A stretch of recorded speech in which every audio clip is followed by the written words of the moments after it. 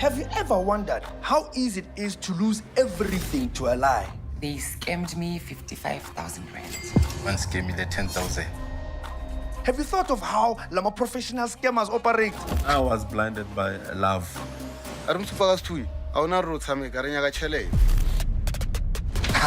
Fast and slick. Walala wasala wavuga wayisola. Bangifonela ifoni iqinile. Automatic voice message. Labantu baspanisa ama-tactic ashaya ne-logic.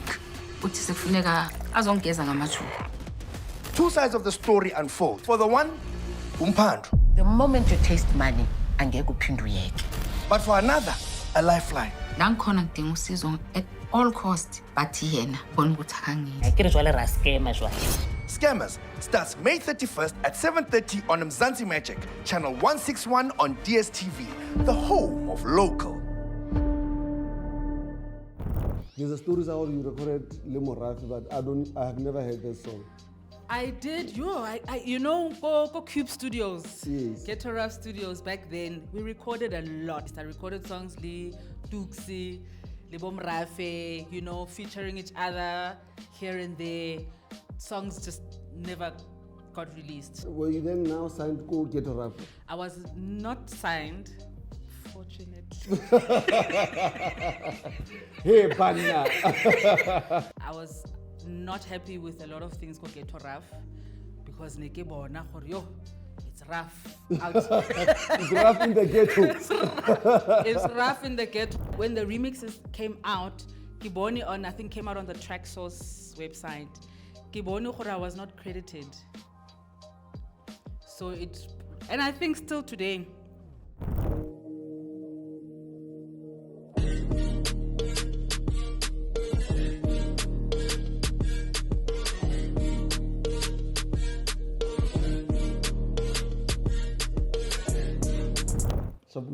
Sharp. First of all, I'm a fan, and I don't know how to declare this to you. I'm a super fan, probably your number one fan, to a point where I get starstruck around you. Really? Maybe where I'll explain where I saw you first and how I heard your music after. I think the first time I heard your music was through Selvin's album, The Formula. The Formula, yes. Yes, I forgot what the track was, but I know. I finally see. I think there's two songs I did there. I finally the one see. that was playing at YFL. Yes, so it was Spanish. Yes, the one that was playing a lot go YFL. Yeah. And when I got the album, and that song, I was so on the song so many times. When Prop Kids album came out, so basically you gave hip hop color. When hip hop was you came there and it was so soulful, it was palatable, and I probably they know or they don't know, or that's what you brought to the table. I don't know. The first time I was in a studio session, you probably didn't know me or see me at the time. Hilton Tebza Studios in. There were a lot of us. Yes. And I could not believe. I think the song that was recorded that day was for Mandela. Yes. Never came out, but I know what you did on the song. Do you think hip hop give you your flowers? No. Definitely not. I think back then I would have answered it differently because I was so involved. I didn't feel like I was not getting my flowers, but that's when I started to feel like, no, but my contribution is bigger than what is being projected out there, you know. There's a story that's being told about the history of hip-hop and whatnot, and most times, Nothende in that story, you know. So right now, I don't feel like I'm getting the flowers that I truly deserve. We hope this episode, at least one rose will be on the table. No, abonamo. This is now a whole vase that I receive. Yes. Where are you from? And what's your name and surname? And I'm intentional about my question because I have my suspicions, but you are the router from your side. My name is Nothende, Olive Madumo. Okay. I was born in Mafikeng. I lived there very briefly. Okay. Because then I was raised in Pretoria and then moved to Joburg in high school. Okay. Yeah, so ke tswa Mafikeng originally, nekinako unit 9, and then moved to Garankuwa, then Soshanguve, just around Pretoria before coming to Joburg. So primary school in Ologopitu? Primary school was between Mafikeng and Pretoria. Ko Mafikeng, kile kaya ko Mabana. How?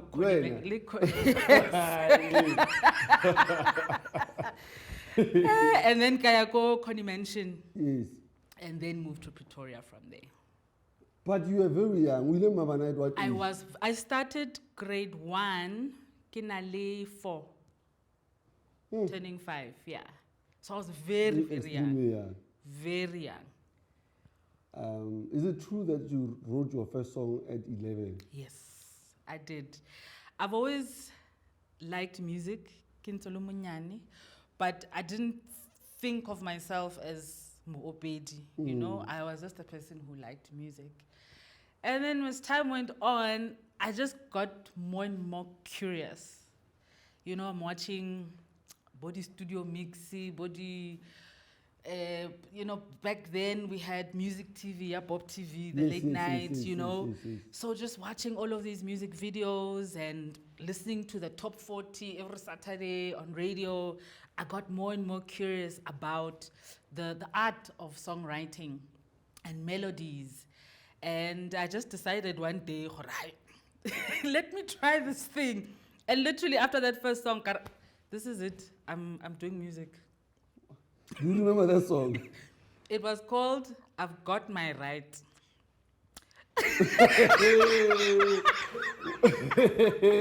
Were you against the Bukitazana government? What was going on? I was already a rebel. I don't know what I was thinking, but I think I just was trying to exercise some freedom within myself, you know? So it was about having my right to do what I want to do. You know, people like to tell me, do this, don't do this. But ironically, that song became relevant later in life because in the industry, a lot of people will try to tell you what to do. And that's what I experienced. No, Nothende, why are you in hip hop? You need to be doing jazz.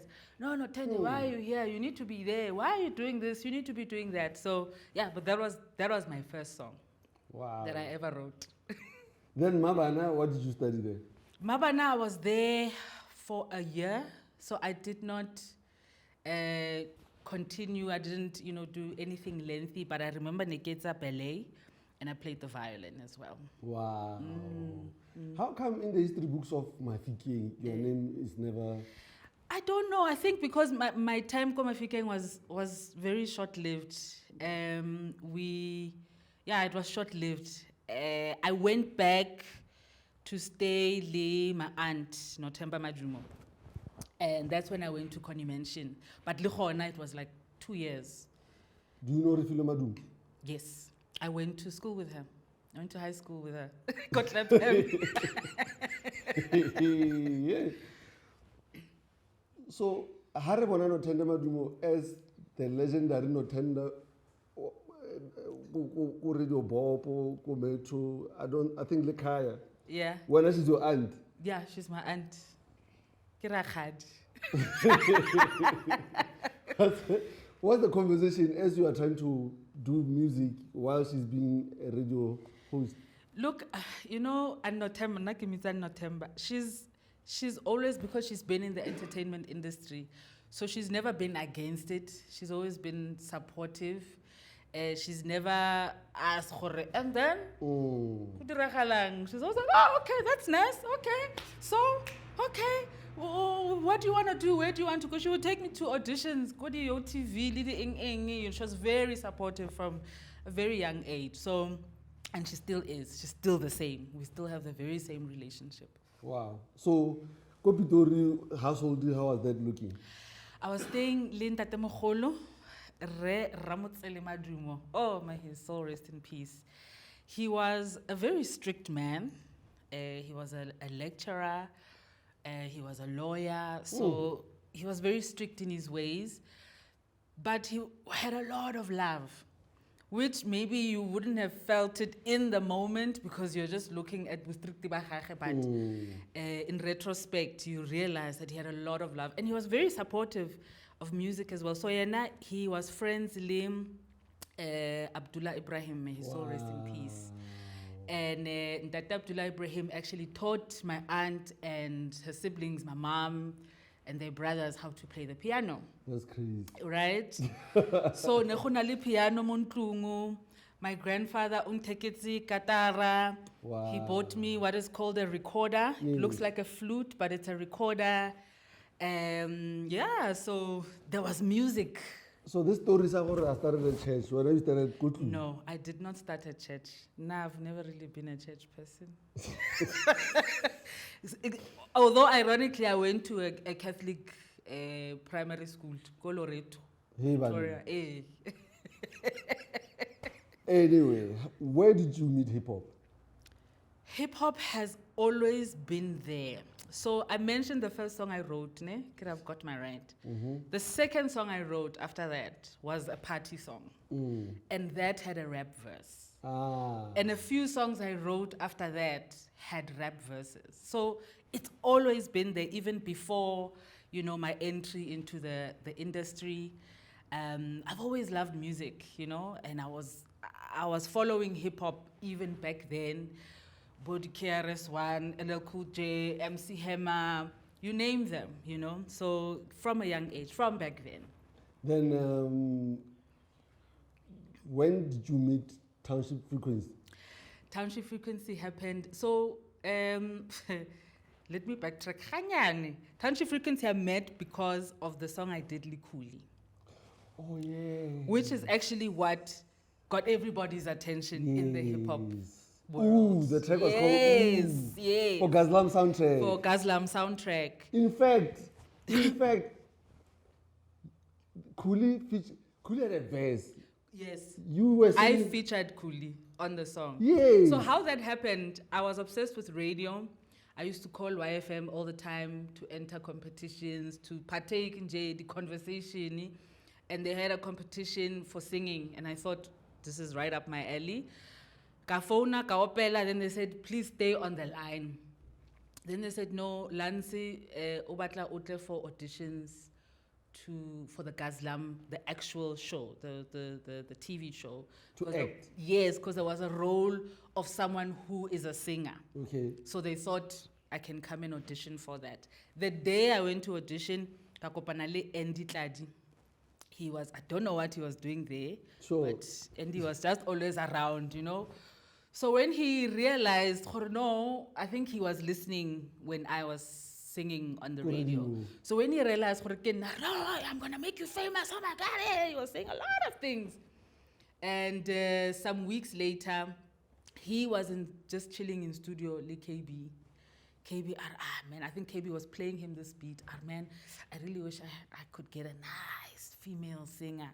And I know just the person.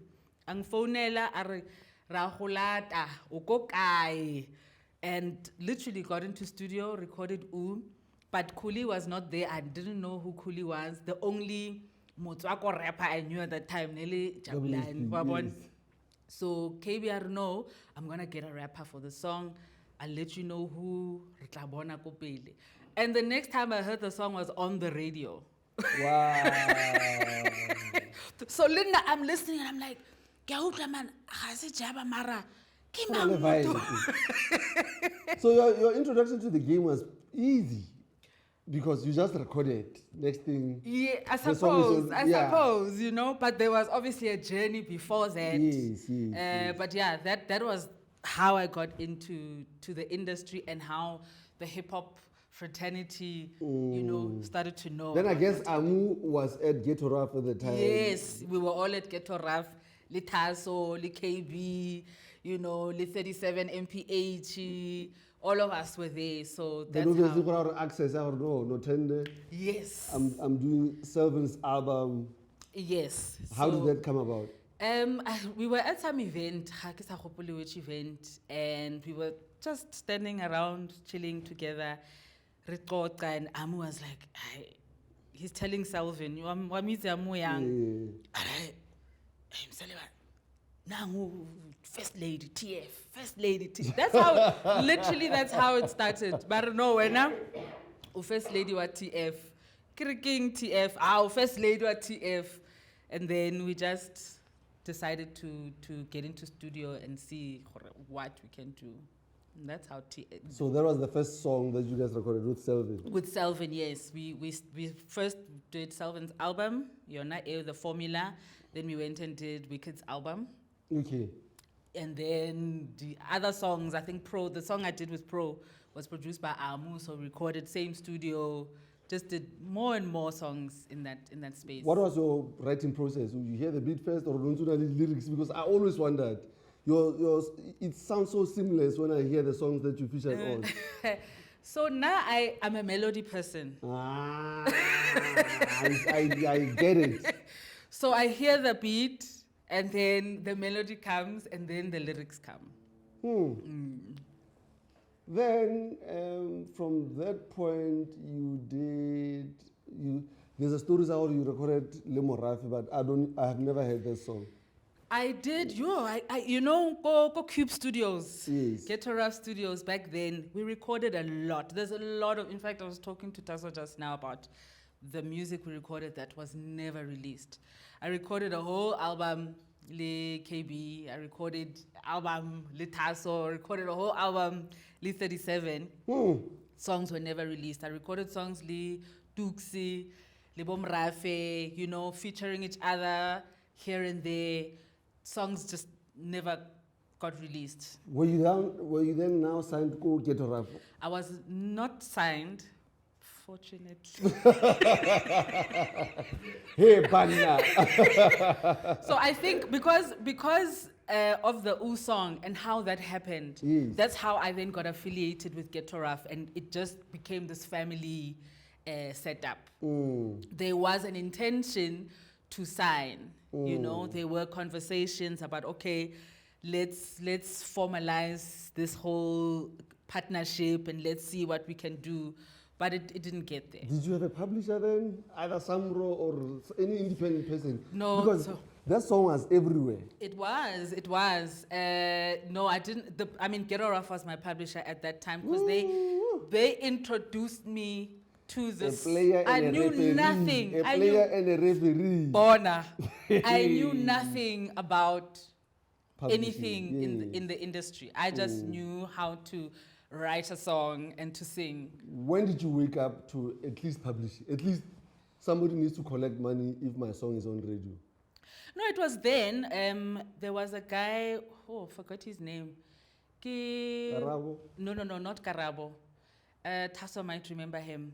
I forget his name, but he was handling publishing go Ghetto Rap. Oh, yes. But he was very kind and very, he taught a lot. He was very open with information.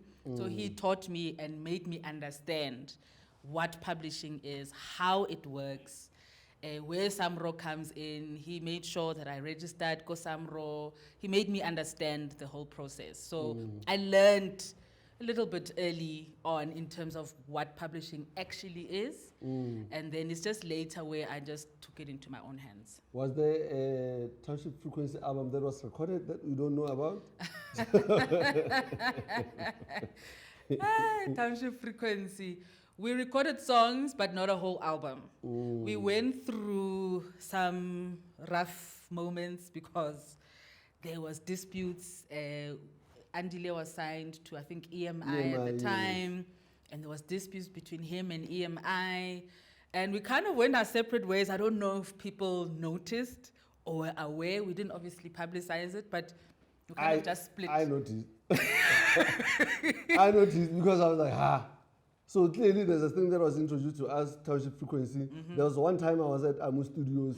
You were there. I was always there. Selvin was there. Wicked was not there. And there was a recording. Even Mpoma Boy was there. Yeah. Mara, what threw me off now currently is when there was a performance at Back to the City. And I was like, okay, I don't remember knowing music were Township Frequency as a collective published back then. And secondly, I didn't see you at Back to the City. Was there a reason? You must ask the gentleman. I was very upset with them. I was very upset with them. I mean, what happened to the first lady? But yeah, we've over the years, it's just been a little bit of a disconnection here and there. We try and connect, disconnect. But now, although people may not fully be aware, but now I think we're humbling ourselves towards ourselves. That's why maybe Amu was telling me the other day, I should ask you what the relationship was like. Maybe we not tested you. Funny enough, I told you when I called you Easter, Amu for hours on the phone. And after that call, I'm like, yeah, so it's a podcasting. I'm like, no. Check out Nothende. I'm surprised you found him more phone. He called me. Sure. But yeah, it was touch and go for a while, and there was some conflict here and there, but no. Okay. At what point did you think, okay, now I'm going solo? And what sparked that move? Because now I thought it was going to happen earlier, way earlier. Yeah, you see, so before I released yes, at the time when actually I went into studio, I was in a group, Le Mugs. Wait a minute. Yes, the playoffs. Playoffs. The playoffs. This was 3 of you guys. There was 5 of us. 5. It was 2 ladies and 3 gents. And the one gent passed. The one gent, Marcus, yes, he passed away. Yeah. So we met go Orlando West at some guy's studio. I think his name is Fix or something. I forgot his name. We met there. Then we got in touch with some label, and they wanted to sign us. So we were recording a whole project. And this was So this was happening right underneath this situation. Yes. So when came out, no one had an issue with me having the solo moment, and that then sparked the need for me to sort of go solo. Although I was still in the group, but I then wanted to really pursue a solo career. But it took time because, like I said, I recorded many songs go Cube that never came out. I think I had I was not happy with a lot of things go get rough because it's rough out. It's rough in the ghetto. It's rough in the ghetto, so I was very apprehensive, you know. Do I really want to do it this way, go this route, you know? And I also wanted more of a live element in my music, which I didn't get at that time. But I wasn't exposed to a lot of musicians, live musicians, and so forth. So I just kind of stepped back, khanyani. And I think also at that time I was now living with my parents, and unfortunately my journey in music was not fully supported. So it was a bit difficult for me to keep going in this space, and tension and I was also studying, and there was just a lot going on, and I went through depression at some point, you know. And eventually, I started doing backing vocals for Lira. Is it? Yes. And the reason I decided to do that was I figured it's better than getting a job at a call center. Yes. Because I'm still in music. Yes, I get paid every weekend. You know what I'm saying? Yes. And it was such a good learning experience because I'd never sang as a backing vocalist before that. I'd been in a choir, yes, but I'd never sang komorago, you know? That's a skill on its own. With the band. Yes. So it got me to really understand the dynamics on stage, how to work with the band, how to communicate, you know, and also from a business point of view, how to handle, you know, having this band, how to manage this whole setup logistically, how to manage yourself as an artist when now you are performing with a whole band, because it's different than Otaka Bektreke, DJ wa gago, you know, the dynamics are very different. So I learned a great deal. I think after 2 years of that, that's when that desire for a solo career, it hit me so hard. Then I went into studio. Did she know who you were when she was hiring you? She did. She did. She was very nervous to ask me because of that. Wow. Yeah. But she just took a chance. And it just so happened, I wasn't interested in anything else at that time. So I said, okay, sharp. The album was called Rebirth. The album, no. Rebirth is the second album. Oh, okay. Yes. The album is called Love Light. Love Light. Yes. Okay.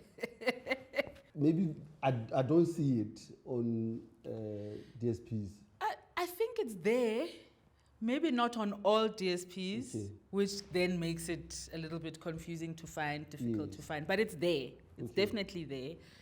What was the reason behind the title? The title, it was spiritual. So this album happened at a time also when now I was tapping more into my spiritual self. And I was listening to what was happening inside more than what is happening outside.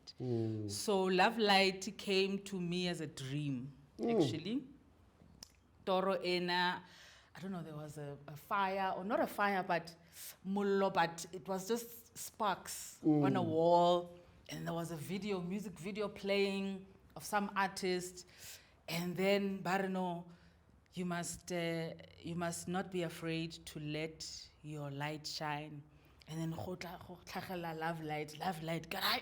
That's the title of the album. So that's how it came about. But also the content of my music at that time, I was very intentional about talking about love, spreading love, reminding people kalrato. You know, I felt it was very important. It just felt like something I needed to do. So that also inspired the title. So, what a gift. Yeah. You know, when you mentioned depression, my brain started running because music is supposed to cure. And I don't know what are you doing music to cure others, or is it supposed to cure you before you release? And what was troubling you? A lot. I think with my career, it wasn't looking like how I imagined it to look. And because of the conflict it created, and many other things. I was in a toxic relationship, and there was just a lot of negative things that were happening at that time in my life. I actually tried to commit suicide. That's how bad it got. It was that bad. It was really, really bad. And, you know, music, I thank God for music. Music is a lifeline. But it also doesn't absolve you from bupelo. You know what I'm saying? As much as it is there, and it does what it does energetically, but Dikoloto di a tsena, motlakase o tla dikoloto di a tima. tsena, bophelo ke Dijo bophelo, sa wa di bona. rekilwe, Yeah, so that's my depression came from life, you know, a little bit from the industry. Later, my depression was more industry based because of the exploitation that I had experienced. But initially, it was just bophelo. And the music, interesting enough, at some point, I was referring to music like a lover. This relationship of mine, the music, it's on and off. Sometimes, I want nothing to do with this person, you know? And I'd rather focus on something else and then get like, oh, motwak. The love and hate for the game. You know? Yeah, no, but it's fine. Kishapu ya no. Okay. Then the album or the EP that came out after was, I'll tell you now, I love that EP. EP again. In Rebirth. No, Interlude. Yes, Interlude. Yes. Oof. Interlude. Oof. Oh, man. I love that project. Thank you. I love it too. You know, I recorded 80% of that album, Khuli Chana, in studio. I was my own engineer. I'm telling you. Was it COVID? Because why would you do that? I think, you know, I had spent so much time being in studio and always being told, and sometimes it created too much noise and it felt like too much pressure. And now I'm a very open artist in the sense that I don't always want to sing in a particular way. Sometimes I want to, like you hear in that album, there's poetry, there's rap. I'm rapping, you know? In fact, it shocked me when I'm like, whoa, wait, what's going on now? You rap in Zulu. There was a line there actually where you spoke about, it felt like you were uplifting a woman, right? And telling them, they'll be fine, they must do this. It's just that I forgot the lyrics. But I repeated that album was that song was on a repeat. And then you somewhere you mentioned Tave, I'm like, okay, I'm confused. I'm like, one day I'll ask her, what's going on here? What was going on? Were you talking about yourself in that song? I don't remember the name of the song, but it sounded like you were propping up a lady. Is this the poetry? Yes.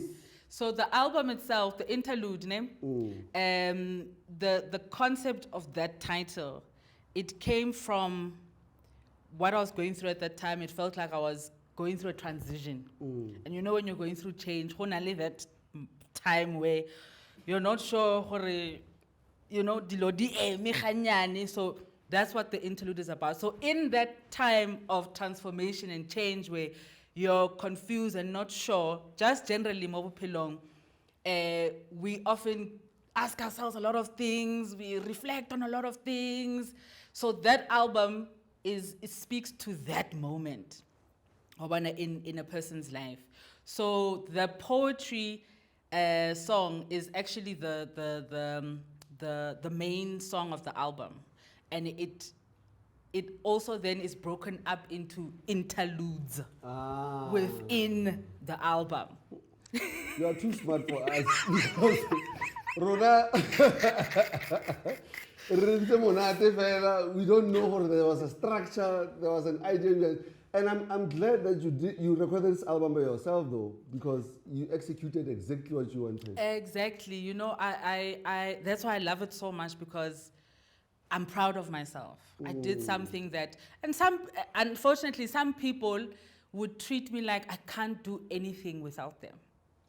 So I would experience that, you can't get into studio without us. You need us, you know?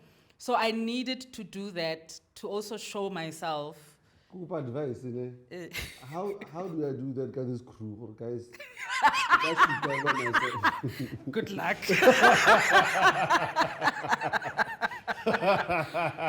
Good luck. But it wasn't easy. I mean, look, I'm sitting here saying, hey, I'm proud of myself, but because I had never done that. Yes, I'd been in studio many times before, but not behind the desk, where I must now figure out. I don't want to mix, guys. I don't know, Tasso, I don't know. I don't know how you do it. Wait, did you mix? More respect. What? It was so frustrating. No. You go back and forth, and then the next day it sounds different. And like, but now it's something is Because wrong. times shopping around, don't stay there for hours because. Very frustrating. Wow. So salute to Tasso and all the producers and engineers and Whoever is watching this must not kill me, ne? But I'm gonna declare something that I've never declared before in my entire life. You are the first woman that I've. What you're telling me now. really. Recording themselves and with man. Okay, maybe I'm wrong. Who do you know? Who's done what you did? I don't know. Maybe Utenge but Haritz, but I think Zoe Mutiha can do that. Okay. Okay. I believe she can. Wow. I don't know if she has, but I believe she can. There was a group later on. I don't know if you're a part of this group. About Max Huber. Or you Kizuri. Yes. Yes. Well, you were part of it. Yes, I was part of it. Max, RJ Benjamin, Katie, Pebbles, Yes. yeah, Kabomo, Yes. yes. Oh, what a time. How did you join this group? That's a super group. That's like, you know. Ah, man. So, Neketa regular performances, like Katie Pebbles. Sharp. We had a concept called Wait, Kitikiman. Katie, how is it Katie? Katie,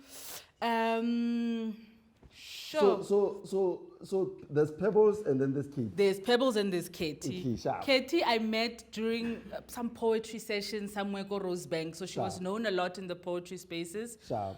But she's got an amazing, powerful voice. I think we saw her early this year, Braamfontein, in some live thing. Hey, she's amazing. So we used to do tribute shows, really tributing Brenda Fassie, Miriam Makeba, Billie Holiday. Uruto Ditlhako, I remember those shows. Wabona, yeah. And from there, because Nernali relationship with all these other musicians, we decided, let's put something together, you know. Let's put them on. Let's create a collective. Yes. And that's where Kizuri was born. Kizuri means something good. Wow. What language is that? Ki Swahili. What? And it's actually Katie who came up with that because she's so deeply rooted in different African cultures and languages. So she was like, we must call ourselves Kizuri because this is a good thing. Wow. Snap. There's something that I thought I will never discuss, but you keep on saying it because it's an awkward one for me because Lulo is my homie. In fact, my way to is my homie. So through my way to. Yes. I mean, right? I Wanna Love You.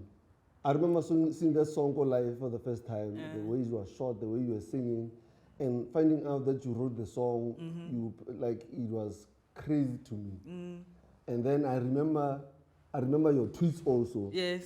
When you were saying you were robbed and you didn't get what you were owed, and there were narratives after this.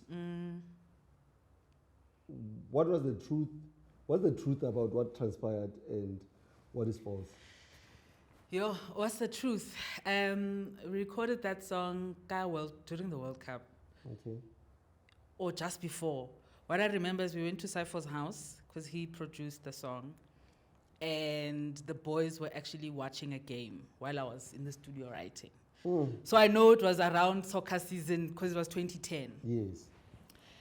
And I was cool, really sharp.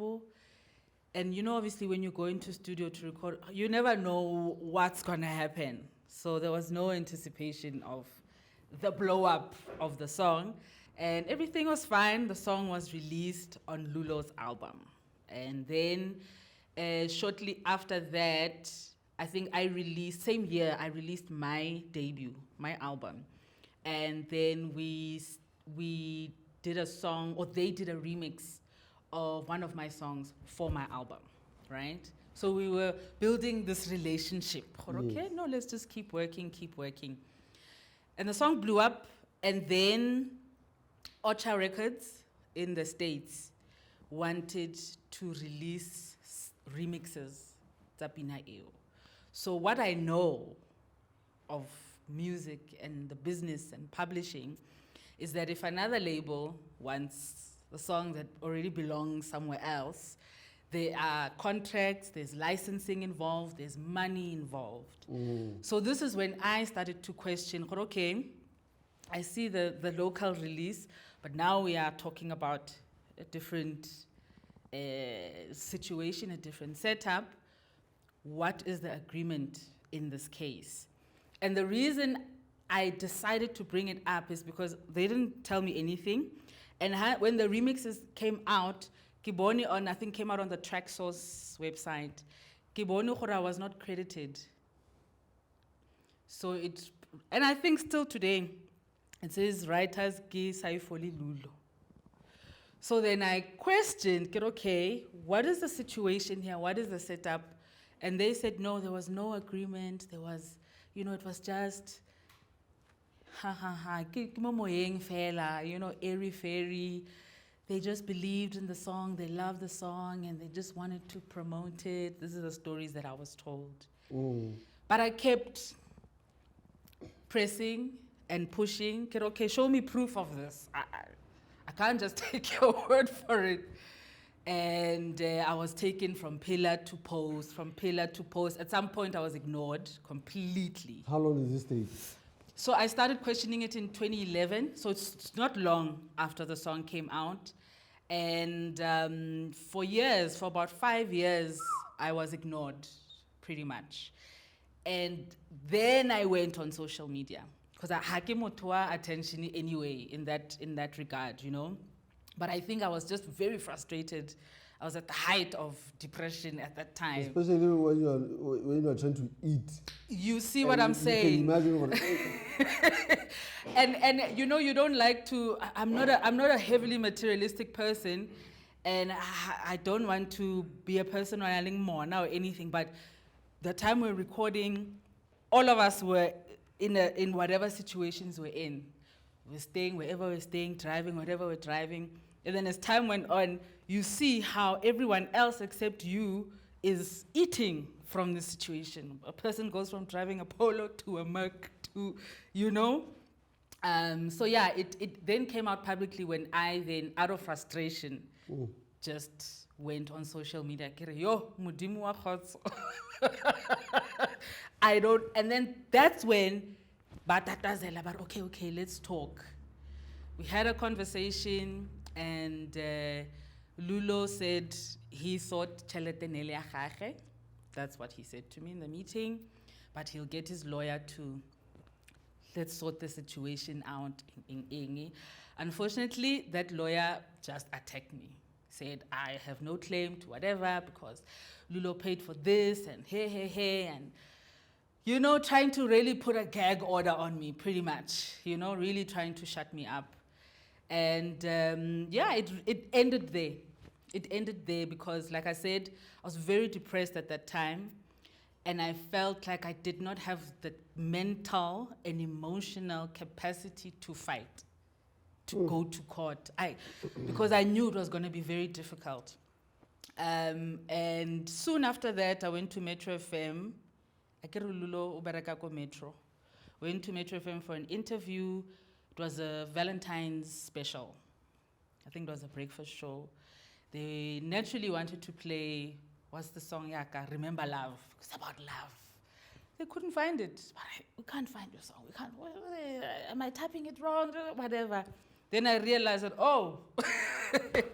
this is how the game is being played now, So yeah, that's from my end.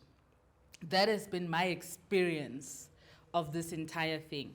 Now, when I released the interlude, I put it up on Bandcamp, and while I was there, I bumped into, or I found someone wako Ocha Records, and I thought, let me.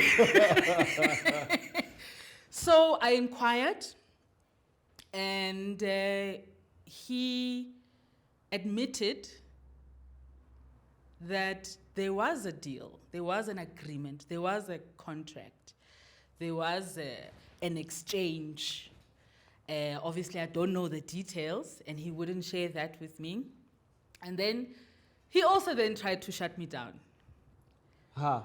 tried to offer me nyana to say, here's $1,000. And if you take this, then you must never bring this up again. And I thought, no, it's fine, thank you. Get sharp. You got $1,000 in rent. 15,000. Okay? It's 16,000. So that's been my experience of the I'm situation. just thinking, Anna. I think it's or this is crazy. Yeah, so yeah, you can imagine, like I said, later in life, my depression came from my experience in the industry because, I think some people don't realize how much you sacrifice to be here where you are. It was difficult, ko lapeng, ko gae. I went against my parents' wishes. I was kicked out of home. No. I'm telling you. I I was kicked out of home because when you want to do this music thing and it's not in alignment, my parents are very academic. So much sacrifice. So it just felt like such a betrayal, because obviously Lulo has no idea what I went through to be in the space. Have you seen him since? I have not, and I don't wish to. This is crazy. Keshapo. Do you think you were regarded as a session artist when you recorded, and did you get paid at least for a session fee? No. You were featuring? I was a feature. You want to tell us mic and you could light the mo. Maybe you want to My mic is on, I think. It's the first time I hear such. I don't know where to start. I had recorded a song, Nothende, right? I called her, and I think maybe then I didn't know she was going through her depression. Nothende, I'm dropping my album. It's a house album. We had recorded a house track. So I needed 1, 2, 3. You know what she said? No. That's what she said to me. She said, no. This lady doesn't understand. I own the rights because Kidi recordile kam. Akamo patela session fee, so she's not a session musician within my song. She owns 50% of the song. She owns 50% of the song. I then completed the song, I released the song, and I made it a single. And that song, Henna, Kikra royalty mplela gore go na le bo ma 25, 15,000, 30,000. I'm thinking she's also benefiting the same amount of money. If I don't want that's how I left it. But I like what Nothende said earlier on. I want to take this thing back. I just got 50,000 rands. I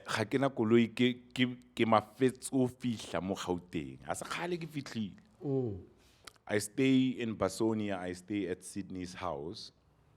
I'm driving Delphine's red Polo. Every day, I'm looking for studio equipment at that time. Kifeto tola 50K as an advance from Ghetto Raf. I'm driving from Basonia all the way to Ghetto Raf offices and up and down and up and down. So, one morning, ke driver ke tswa ko Basonia ke ya ko studio. I'm the one who heard Nothende singing a Beyonce song on YFM. Immediately right there and then, I called Lance. Wow. I was already prepping to work on Unati's album, and I didn't have Unati's numbers. So I said, Lance, can I have Unati's number? He's like, for what? And I'm like, I need them now. I immediately called YFM. I didn't call YFM, the station. I called Unati directly. So you I was are like, the reason I had the audition. yes. Wow. Wow. I didn't know that. Look at the podcast, son. And the worst part of it all, while I was picking up and buying that equipment, I was the main person who was to produce the soundtrack of Gaz'Lam. That's why Jeba calls me Tasman the Gaz'Lam man. So I produced the Gaz'Lam album, but in that, hearing Nothende, I was like, yo, Lance, I just had this other woman singing, like, we need to get that person now. And obviously, Unospana Morafi, Khuli Chana. Everybody there. And I thought to myself, so good Lulo Buaka Tladi. And I'm thinking, Tladi had dressed just like me. Maybe Nothende when he's. I didn't even know you at that time. Yes, you didn't know me. The messed up part about this industry, right, is who plays it how. Right, one? Nothende went to the auditions. I was at the auditions. I was told at a later stage on some, we are choosing to do. I couldn't go to her and say anything, right? I told Nothende, actually, let me come back to this. We ended up having the dopest relationship ever. She worked on her album, and closest to completing her album, we were at the Summers where Zola won the best Kwaito artist in 1, 2, 3, right? We didn't know where we sleeping in 1, 2, 3.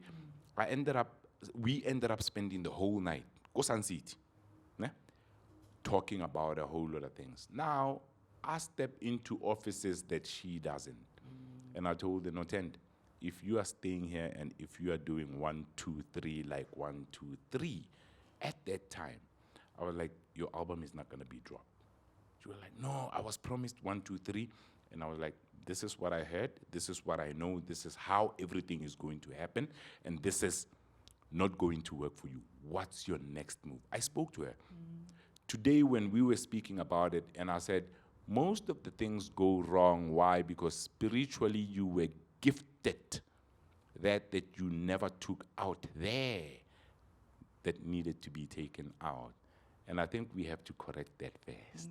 And that's why I requested the mic prior to say, we had so many conversations. When Nothende was going through the worst, I was one of the few people that she would bounce all of those things to. Yeah. For her to record Khuli, I said record. Actually, no, I'm talking nonsense. She was also in Sun City because Gaz'Lam was nominated. Yes, it was And actually of my the- first Ooh, nomination. yes, it was your first yes. nomination.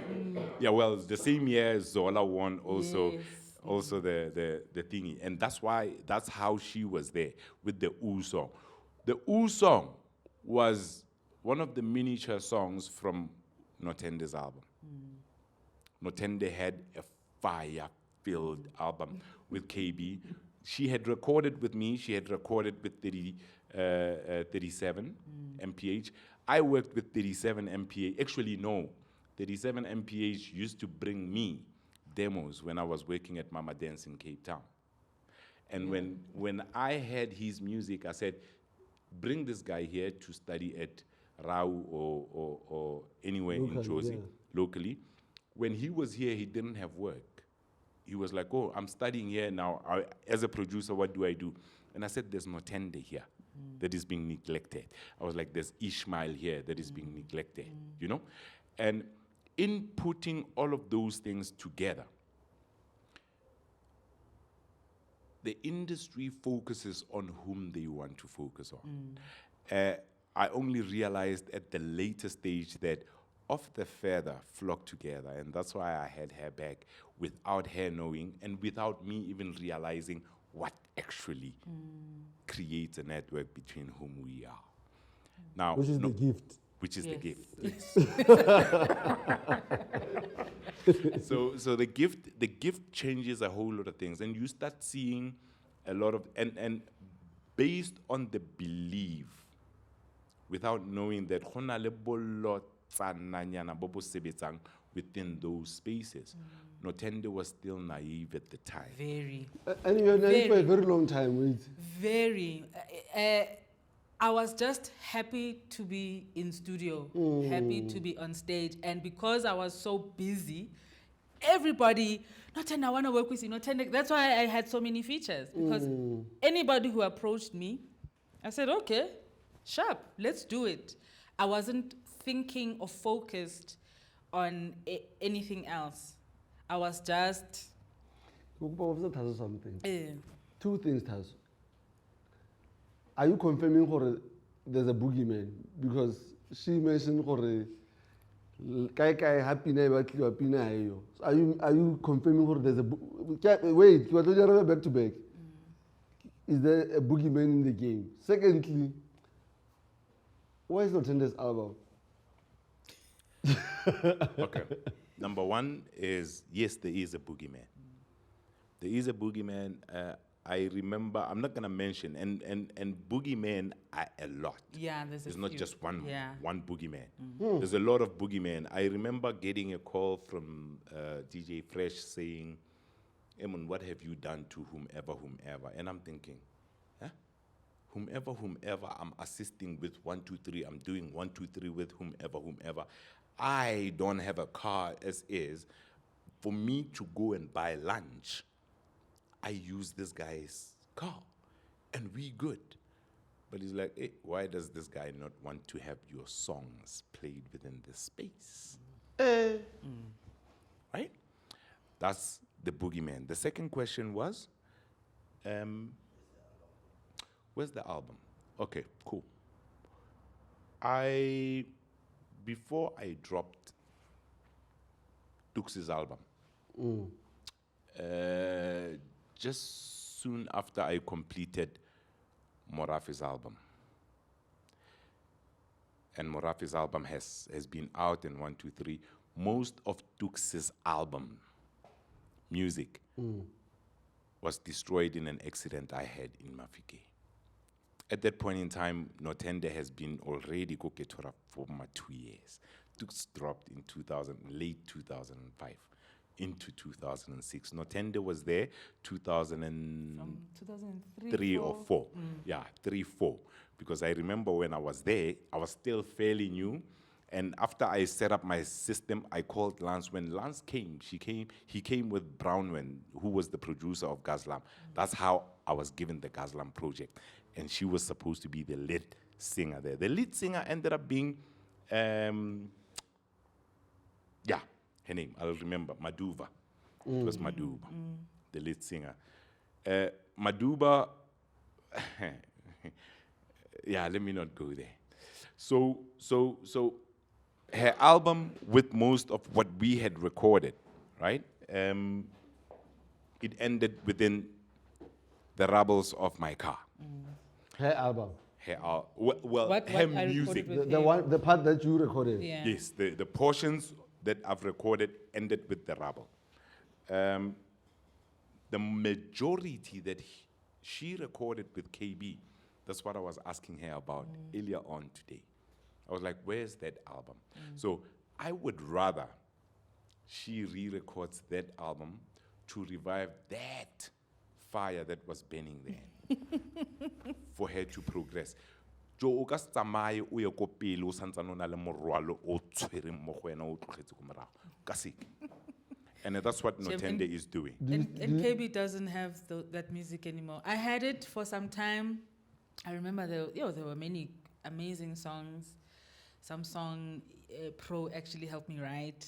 Mags was also in studio here and there. Yeah, I did a song with Mags as well. Did a song with Dukes. Did a song with Morafe.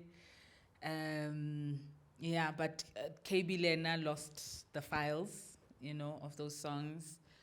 I did a few songs with 37 as well. But at that time, 37 was doing a lot of drum and bass. So a lot of the songs I did with him which I was very excited about. At least he has. Different. I think so. Okay. I think so. I think we tried to release one of those songs. But yeah, most of the songs, Can I tell Tasso my story around me trying to work with you versus him? He got a no, I got a yes. We didn't record. See how life works. And because I always had this thing, I must come to you when I know exactly what I want us to do. Yes. So that it shouldn't just be a song. Yes. And yeah, I mean, when I was listening to Interlude, I'm like, okay, I think I know what I want. And it got to that, I think, because I spent the first few years of my life in the industry working with everybody. At some point, I started to put boundaries. This is after you, but I stopped saying yes. I then said, okay, do you have the song? Let's hear the song. What do you want to do? But I asked questions that started to make people feel uncomfortable. And then I realized, there's a little bit of an entitlement that some people have because they think, I've worked with everybody, so I'm just going to keep doing that. I remember there was a radio DJ, I forget his name. You wanted a hit too? Yeah, a radio DJ from Ukhozi FM or something, and he was working on a project, and the line that everybody would give me was, I want that voice, man. I want that voice. Everybody would tell me that. I want that voice. So he would tell me, ngifuna leyo voice, man. Hey, voice lakho man, yafuneka kule album. Yabona, I've got many songs when uzokhetha nje ukuthi which one you want.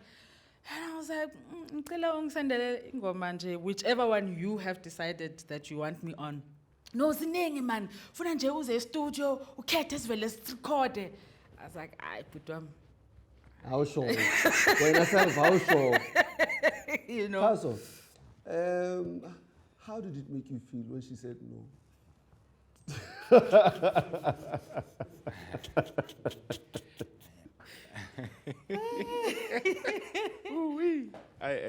Now, to be honest with you, I was hurt.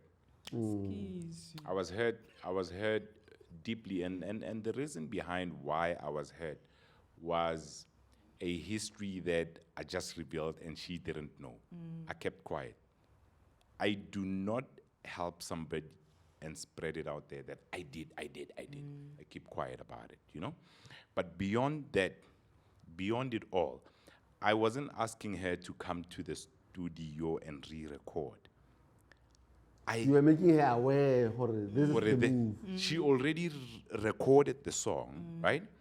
And for me was, most of the songs that were recorded with that song are lost. Now I've salvaged this one that I feel like itla kholola pelo yaka gore emana I didn't lose everything. And when she said no, I remember the email I got from Ntate Keifa Semenya. Kizamilo sampula pine one ya gage papa. The first thing I got was a big no. And there are people who want to preserve their music the same way they want to, right? But when you have an attachment to that song as well, when she said no, hey Joe, hard. the next morning in Nothende, you know what? The only thing that is going to happen is that I'm not going to rip her off. Doesn't matter what happens, what is hers, and it's going to be hers continuously, in perpetuity. Do you have a publisher? I'm self-published now. Some. Okay. Because I feel like there's an important part of your story when you have music out, at least somebody's collecting. I think because of what I went through, I also started being called into a space of mentoring other artists. We started about 10 years ago or so. I don't know where it came from, but I had a lot of artists just come up to me. You know, can you advise me? And so since then, I've been intentional about teaching and making sure that, you know, other artists, young artists, understand the game, the business side of things, and also how to protect the creative energy, because the industry can suck your creative energy, you know. So just making sure they know how to protect that so that they can flourish, you know, because we need that creativity to keep making, to keep creating, to keep putting the work out there. So yeah, it's one of the things I'm very intentional about now. You know, I have beef with vocalists. Because You know, and this beef, in a local majite initially, today I realized that because I just felt for Majita Baba Pelang, they have they can put their best foot forward without doing anything. Harra Pela mut happy birthday. Mutana no tla ba pesa di ha no utsu. And it was Saloon Guys and Glenshall makes this thing. Saloon Guys and singers. For you guys are a problem, right? Earlier, I don't know, no, you are singing something fella. Like it's nothing. I'm like, I will struggle singing. Anyway, not to you. It was nothing. But I have to respect the talent because only God can do this. The talent that you have, and I hope for it, people can hear and listen to your music the way you introduce them on thing. When I was listening to please guys, check it out. Gaz'Lam soundtrack, Nothende featuring Khuli Chana, Rebirth. Whoever is editing this episode, all these things lead you. Where is Mo? Okay, here Mo.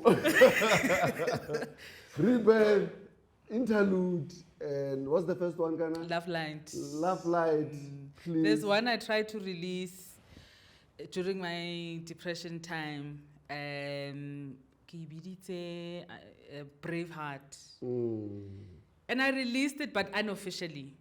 So I just put it out there because I just thought I can't hold on to. I was like, I can't hold on to this music. I must just let it out. And even with the issue, I Wanna Love You, I recorded out of frustration. I recorded a 16-bar verse.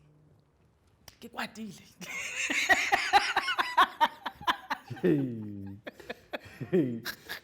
This question. Did you have a crush on someone? Who did you want to love? The music or a person? Oh, I Wanna Love You. I was in a relationship at that time, so I can't talk. Alright. It was definitely a person. Okay. Taso, because the longer you trying to do that, fuck.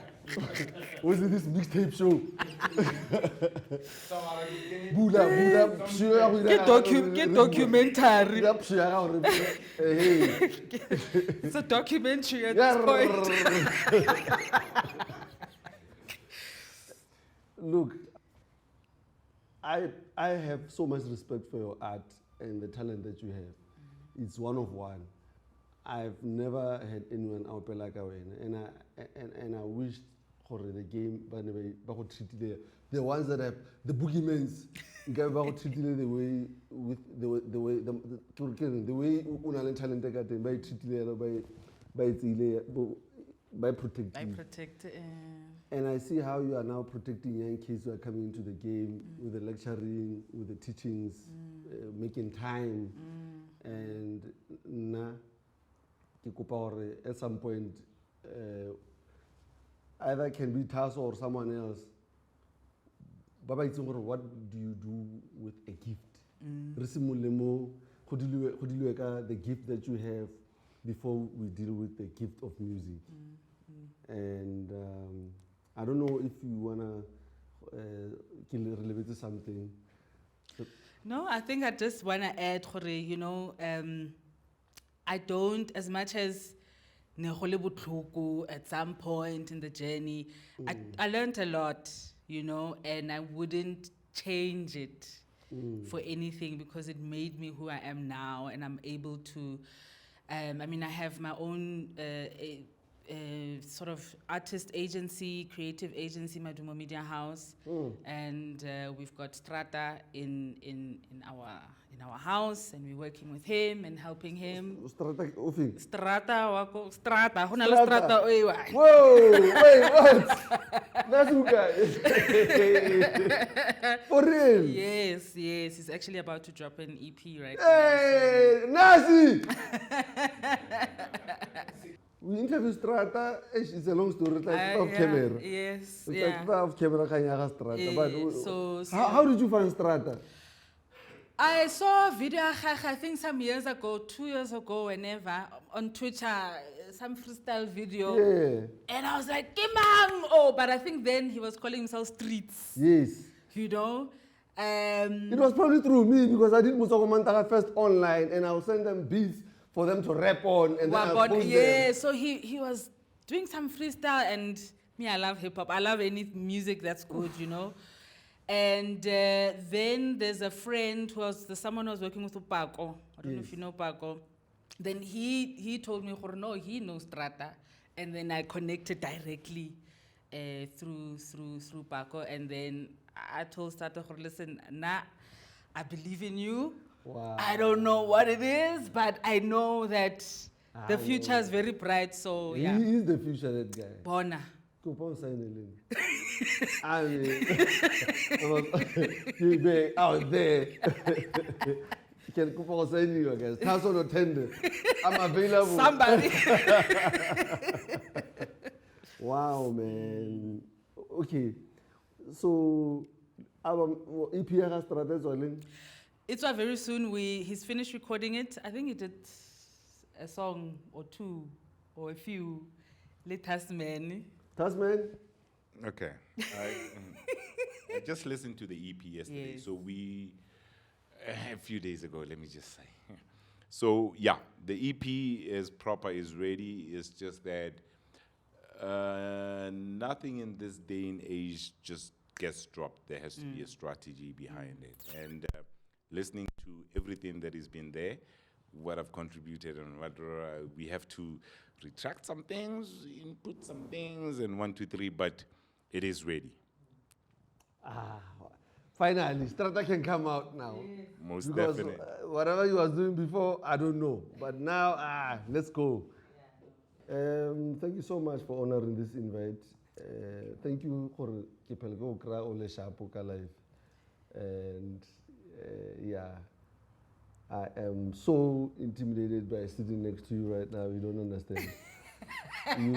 you changed the game, man. And before Ruta was Gaby. Yeah. Ruta on hip hop songs. Yeah. Thank you so much man. for gracing these ballads on these hip hop beats. Thank you for inviting me. I really love what you're doing, and I want you to flourish in it, you know, so that you can do more. And yeah, it's been good. I enjoy this type of conversation, and I hope everyone has too. Ladies and gents, Nothende.